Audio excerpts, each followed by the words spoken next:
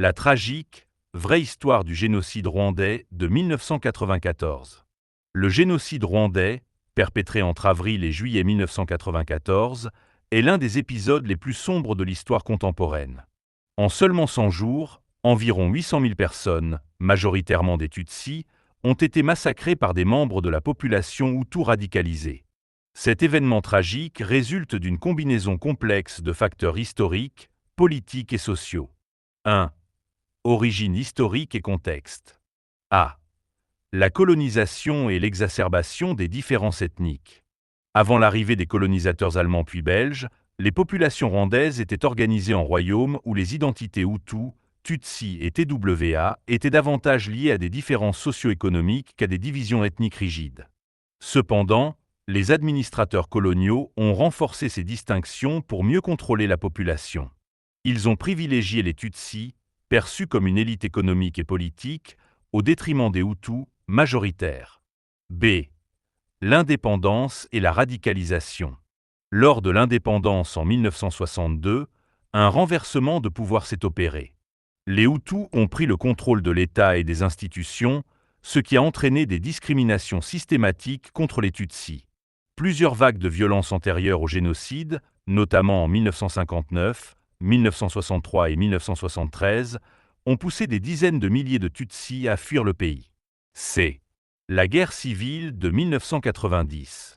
En 1990, le Front patriotique rwandais, FPR, composé en majorité de Tutsis exilés, a lancé une offensive pour renverser le régime hutu de Juvénal Habyarimana. Cette guerre civile a exacerbé les tensions ethniques, préparant le terrain pour les massacres de 1994. 2.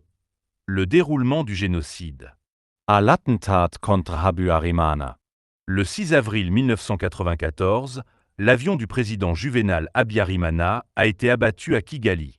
Bien que les responsables exacts restent controversés, cet événement a servi de détonateur. En quelques heures, des milices Hutus, notamment les Interahamwe, ont lancé des attaques coordonnées contre les Tutsis et les Hutus modérés. L'attentat contre l'avion qui transportait le président rwandais Juvénal Habyarimana le 6 avril 1994 reste l'un des événements les plus controversés du génocide rwandais. Voici des détails approfondis sur cet incident. Contexte de l'attentat. 1. Situation politique tendue.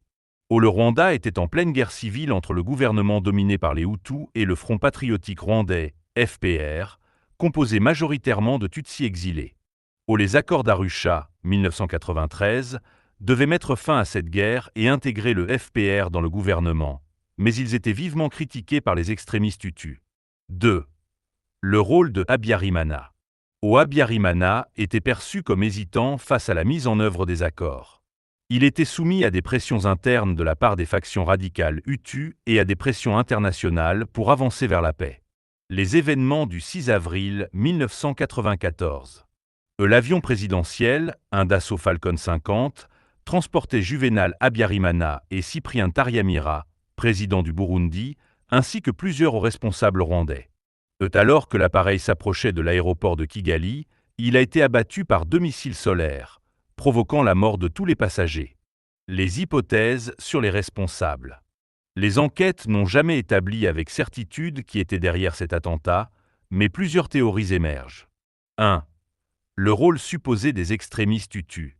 Selon certains experts, des membres radicaux du régime Habyarimana auraient orchestré l'attentat pour empêcher l'application des accords d'Arusha.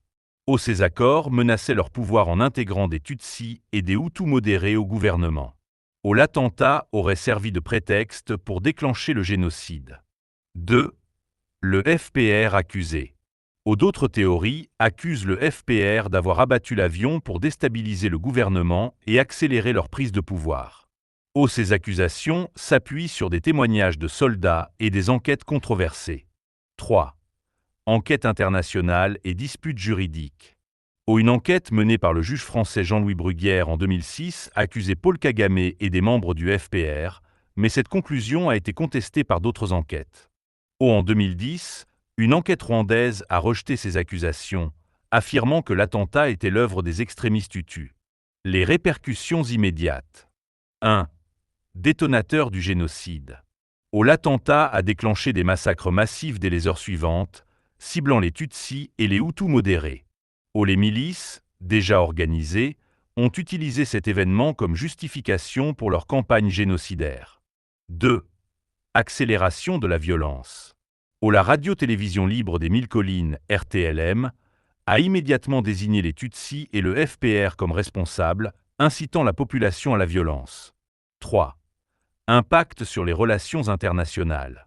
L'incapacité de déterminer les responsables a ajouté à la confusion au sein de la communauté internationale, retardant une réponse coordonnée. Enquête et héritage. Plus de 30 ans après, la chute de l'avion reste un mystère, alimentant des tensions politiques et des débats sur les responsabilités dans le génocide. Les survivants et les historiens insistent sur l'importance de découvrir la vérité, mais l'obsession pour cet attentat ne doit pas occulter les causes structurelles plus profondes du génocide. Une organisation systématique. Les massacres ont été planifiés par des leaders politiques, militaires et civils. Les médias, notamment Radio-Télévision Libre des Mille Collines, RTLM, ont joué un rôle crucial en incitant à la haine et en coordonnant les attaques. Des listes de cibles préétablies ont été diffusées.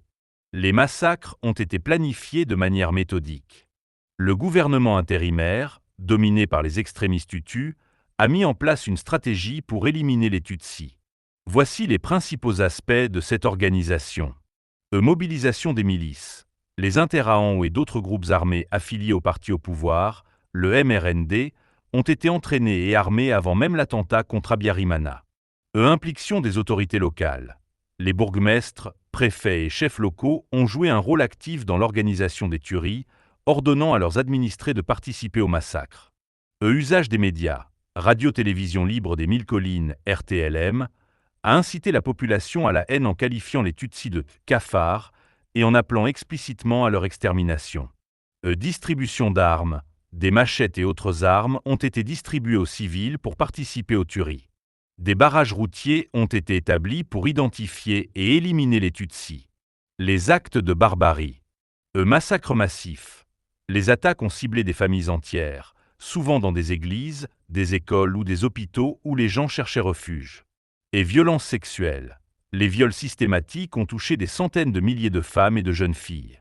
Ces actes étaient souvent accompagnés de mutilations brutales. Cruauté extrême. Des enfants ont été tués sous les yeux de leurs parents et des méthodes de torture inhumaines ont été utilisées pour infliger une douleur maximale avant la mort. L'indifférence internationale. Malgré les signaux d'alarme et les informations sur les massacres, la communauté internationale a failli à intervenir efficacement. L'inaction des Nations Unies.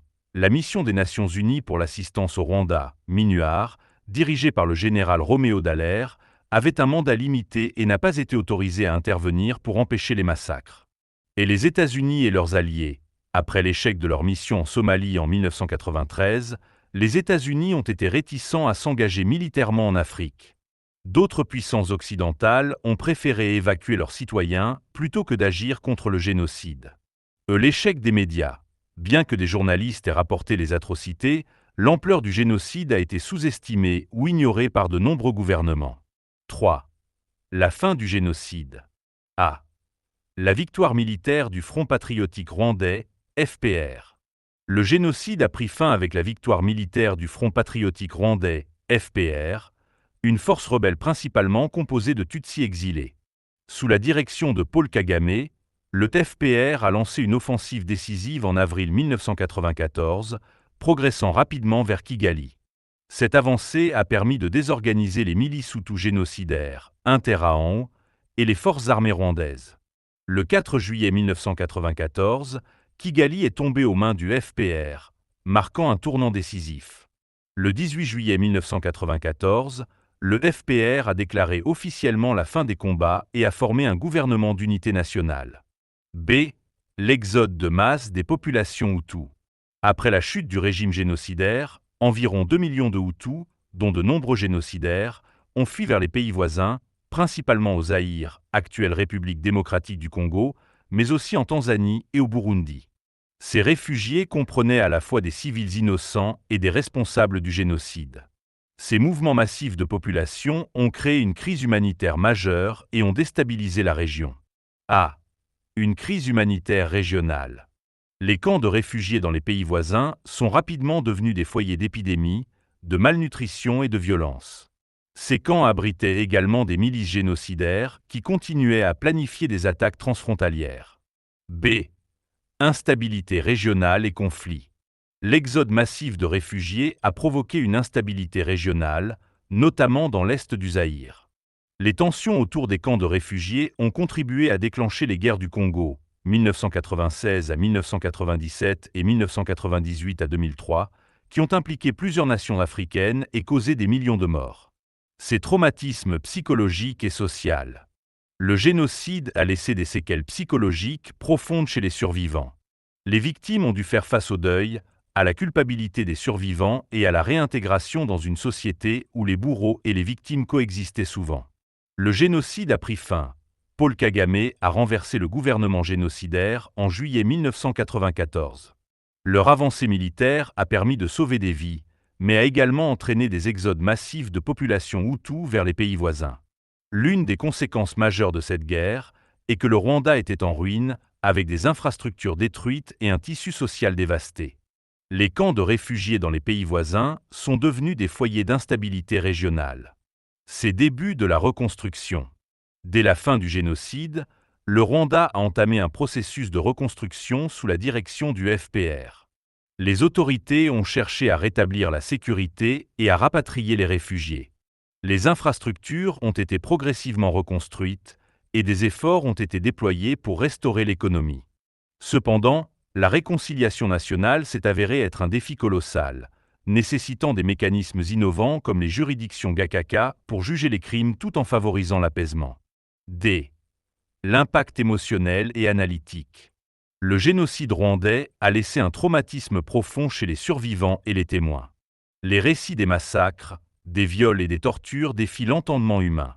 L'inaction internationale a révélé un échec moral et politique majeur, suscitant des débats sur la responsabilité des États et des organisations internationales.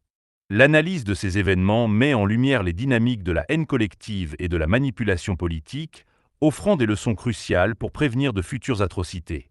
4. Conséquences à long terme. À la reconstruction. Sous la direction de Paul Kagame, le Rwanda entreprise un processus de reconstruction et de réconciliation nationale. Des juridictions Gakaka ont été mises en place pour juger les crimes de génocide. B. Les répercussions régionales. Le génocide a déclenché des guerres en République démocratique du Congo, impliquant plusieurs pays africains. Ces conflits ont causé des millions de morts supplémentaires. C. Les leçons pour la communauté internationale. Le génocide rwandais a mis en évidence les failles de la communauté internationale dans la prévention des atrocités de masse. Il a conduit à des réformes telles que le concept de la responsabilité de protéger, R2P. La création du tribunal pénal international pour le Rwanda, TPIR. Le tribunal pénal international pour le Rwanda, TPIR, a été créé par la résolution 955 du Conseil de sécurité des Nations Unies le 8 novembre 1994, en réponse au génocide et aux violations massives des droits humains qui ont eu lieu dans le pays. Le TPIR a été établi à Arusha, en Tanzanie, pour juger les personnes responsables de génocide, de crimes contre l'humanité et de violations graves des conventions de Genève commises entre le 1er janvier et le 31 décembre 1994. Objectif du TPIR. 1. Poursuivre les responsables du génocide, identifier et traduire en justice les principaux instigateurs du génocide. 2. Rendre justice aux victimes, reconnaître et réparer les souffrances des victimes du génocide. 3. Promouvoir la réconciliation, aider le Rwanda à tourner la page sur cette tragédie grâce à la justice. 4. Dissuader les crimes de masse, envoyer un message clair sur la lutte contre l'impunité pour les crimes graves. Les figures politiques et militaires jugées par le TPIR. Le TPIR s'est principalement concentré sur les architectes du génocide, notamment des politiciens, des militaires et des membres influents de la société rwandaise. Erster Jean Kambanda. Fonction. Premier ministre du gouvernement intérimaire pendant le génocide. Crime. Implication dans l'incitation au génocide et dans la coordination des massacres. Verdict. En 1998, il est devenu la première personne à plaider coupable de génocide devant une juridiction internationale. Il a été condamné à la réclusion à perpétuité. 2. Ferdinand Nahimana. Et fonction, cofondateur de la radio-télévision libre des Mille Collines, RTLM, qui a diffusé des messages incitant à la haine et au génocide. Crime, utilisation des médias pour encourager les massacres. Et verdict, condamné à 30 ans de prison en 2007. 3. Theon Bagosora. Et fonction, colonel de l'armée rwandaise et directeur de cabinet au ministère de la Défense. Crime, souvent décrit comme l'un des cerveaux du génocide, il a orchestré les opérations militaires et les massacres. Et verdict, condamné à la perpétuité en 2008, réduit à 35 ans en appel. 4. Georges Rutaganda. Fonction, vice-président des Interahamwe, la principale milice responsable des massacres. Crime, participation directe à des massacres de masse. Et verdict, condamné à la perpétuité en 1999. 5. Pauline Nyiramasuhuko. Fonction, ministre de la Famille et de la Promotion féminine. Crime, accusé d'avoir incité à des viols massifs et d'avoir participé à des massacres. Et verdict, première femme à être condamnée pour génocide devant un tribunal international. Elle a été condamnée à la perpétuité en 2011. L'organisation des procès et les défis du TPIR. A. Défi logistique. Le TPIR a été basé en Tanzanie, ce qui a nécessité des efforts considérables pour organiser le transfert des accusés, des témoins et des preuves. La collecte de preuves dans un Rwanda dévasté par la guerre était particulièrement difficile. B. Défi juridique. La nécessité d'établir de nouveaux précédents juridiques en matière de génocide et de crimes contre l'humanité. Et les procédures étaient souvent longues, avec certains procès prenant plus de 10 ans. C'est critique. Coût élevé. Le tribunal a coûté plus de 1,3 milliard de dollars. Justice limitée. Le TPIR a jugé seulement 93 personnes, laissant la majorité des responsables présumés hors de sa portée. Lenteur. Les procès ont été critiqués pour leur longueur excessive. Les répercussions du TPIR. 1. Justice internationale. Le TPIR a jeté les bases d'autres tribunaux internationaux, notamment la Cour pénale internationale, CPI. 2. Réconciliation au Rwanda. Bien que le tribunal ait eu un impact limité sur le terrain, il a permis d'apporter un certain niveau de reconnaissance aux victimes. 3. Dissuasion. Le TPIR a montré que même les responsables de haut rang pouvaient être tenus responsables de leurs actes. Le TPIR a joué un rôle fondamental dans la recherche de justice pour le génocide rwandais, bien que son impact reste mitigé. Il a néanmoins établi des précédents importants pour la lutte contre l'impunité dans les crimes internationaux. Le génocide rwandais a mis en évidence les failles de la communauté internationale dans la prévention des atrocités de masse. Il a conduit à des réformes telles que le concept de la responsabilité de protéger, R2P. En conclusion, le génocide rwandais reste une plaie ouverte, non seulement pour le Rwanda mais pour le monde entier. Comprendre ses causes et ses conséquences est essentiel pour éviter que de telles tragédies ne se reproduisent. Le courage des survivants et les efforts de reconstruction offrent une lueur d'espoir dans une histoire marquée par l'horreur. Notre question du jour est: comment le Rwanda a-t-il réussi à se reconstruire et à promouvoir la réconciliation nationale après le génocide, malgré les blessures profondes laissées dans la société? Laissez-nous vos commentaires en bas. Ne manquez pas de vous abonner et de partager la vidéo. Merci et à la prochaine.